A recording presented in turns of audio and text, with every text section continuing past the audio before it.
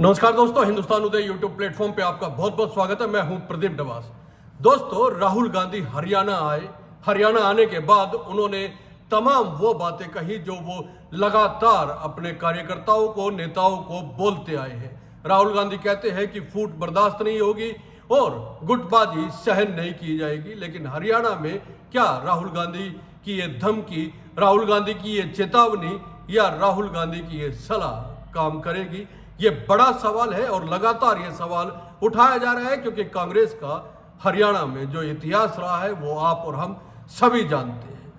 अब राहुल गांधी ने मात्र 30 दिन के भीतर हरियाणा में संगठन खड़ा करने की बात कही है। ये संगठन खड़ा हो पाएगा या नहीं हो पाएगा, यह भी एक बड़ा सवाल है, क्योंकि 2014 के बाद से यानी कि 11 साल हो चुके हैं। आप ये मान के चलिए कि हरियाणा में कांग्रेस का कोई संगठन नहीं है और इस बीच कांग्रेस के तीन प्रदेश अध्यक्ष बदले जा चुके हैं। तीन प्रदेश अध्यक्ष बदले जाने के बावजूद अगर संगठन नहीं बन पाया है और 11 साल बीत चुके हैं, तो क्या अब मात्र इतने से समय में कांग्रेस का संगठन तैयार हो जाएगा? इसके लिए ऑब्जर्वर लगा दिए गए हैं। हर जिले में 6 लोगों की एक टीम बनाई गई है और उम्र तय कर दी गई है कि 55 साल से ऊपर का कोई व्यक्ति जो है वो प्रदेश अध्यक्ष जो नियुक्त करेंगे, जिला अध्यक्ष, उनकी उम्र नहीं होनी चाहिए। दोस्तों, ये सब तो क्राइटेरिया है।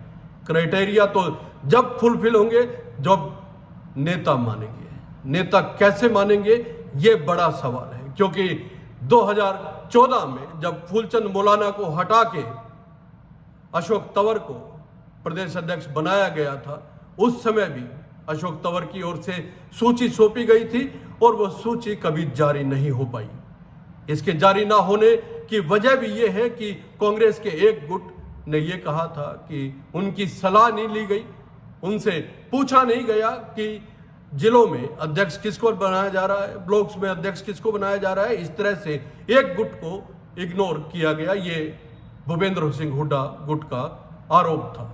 इसके बाद वो सूची जारी नहीं हुई। 2016 में आप और हम सब जानते हैं कि किस तरह से दिल्ली की एक रैली के दौरान अशोक तंवर और भूपेंद्र सिंह हुड्डा के बीच में जो झड़प हुई थी, वो कांग्रेस के लिए एक नासूर की तरह साबित हुई। कांग्रेस के कार्यकर्ता अशोक तंवर के साथ 2019 में छोड़ के चले गए और कांग्रेस की शक्ति, ताकत जो हम कह सकते हैं, वो भी कम कहीं ना कहीं हुई थी। लेकिन 2019 के चुनाव में जब कांग्रेस की 31 सीटें आ गई, तो कांग्रेस को ये लगने लगा कि संगठन भले ही ना हो, लेकिन अगर पार्टी ठीक से काम करती है और लोगों में परसेप्शन ठीक ठाक बनी रहती है, तो हो सकता है 2024 के चुनाव में पार्टी बेहतर तरीके से प्रदर्शन करे। और यही सोचते हुए जो है, अगर अशोक तंवर के जाने के बाद बागडोर कुमारी शैलजा के हाथ में सौंपी गई थी हरियाणा कांग्रेस की, तो यही एक मंथन कांग्रेस के बीच में जरूर चला होगा।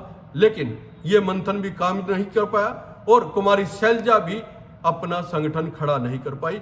और उसके बाद उदय भान को अब 3 साल हो चुके हैं और 3 साल बीत जाने के बाद भी उदय भान अपनी पार्टी का संगठन खड़ा नहीं कर पाए हैं। प्रदेश अध्यक्ष लगातार बदलते रहे हैं, पार्टी संगठन के लिए संघर्ष कर रही है और यह संघर्ष क्या अब खत्म होगा, इसकी गुंजाइश कम ही लगती है। क्योंकि राहुल गांधी तो कहते हैं कि कांग्रेस में 3 तरह के घोड़े हैं, एक बारात के घोड़े हैं, एक रेस के घोड़े हैं और एक लंगड़े घोड़े हैं, और लंगड़े घोड़ों को दूर करना बेहद जरूरी है।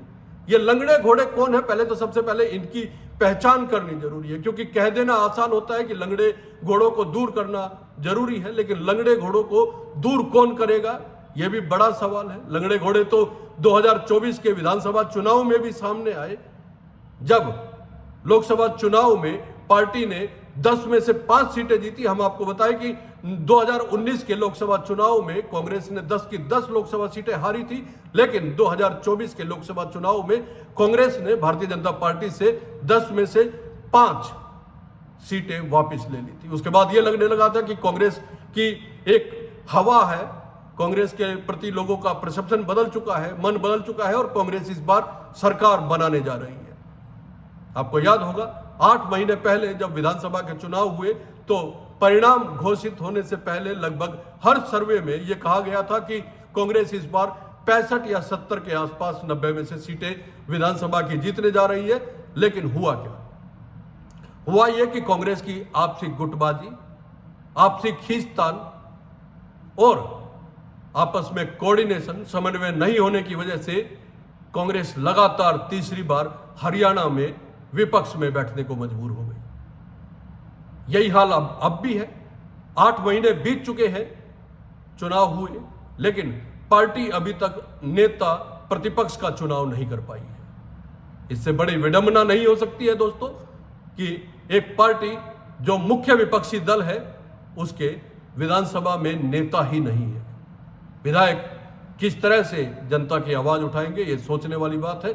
लेकिन अब क्योंकि संगठन बेहद जरूरी है, इसलिए राहुल गांधी खुद चंडीगढ़ पहुंचे, पार्टी के नेताओं के साथ बातचीत की।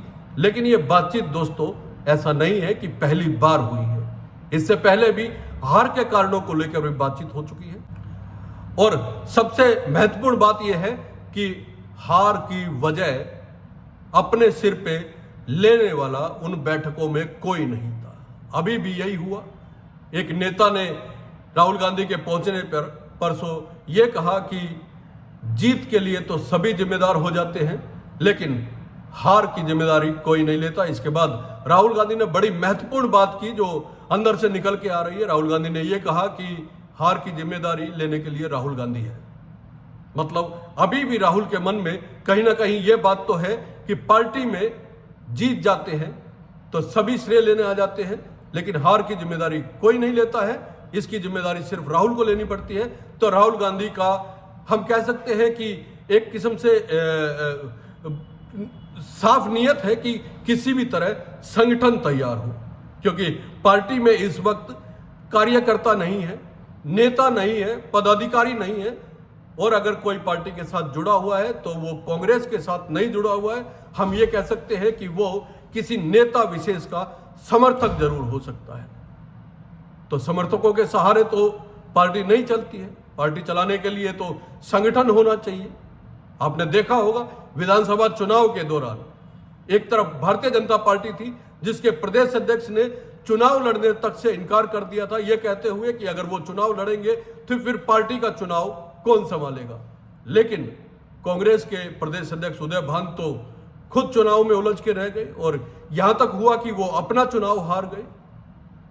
तो जो शख्स अपना चुनाव नहीं बचा पाए हैं, क्या वो पार्टी के कार्यकर्ताओं को, संगठन को खड़ा कर पाएंगे? ये बड़ा सवाल है दोस्तों, और इसका जवाब आप भी जरूर दीजिए, कमेंट कीजिए। यह वीडियो अगर आपको अच्छा लगे तो लाइक और शेयर, सब्सक्राइब करना ना भूलें। बहुत बहुत धन्यवाद। नमस्कार।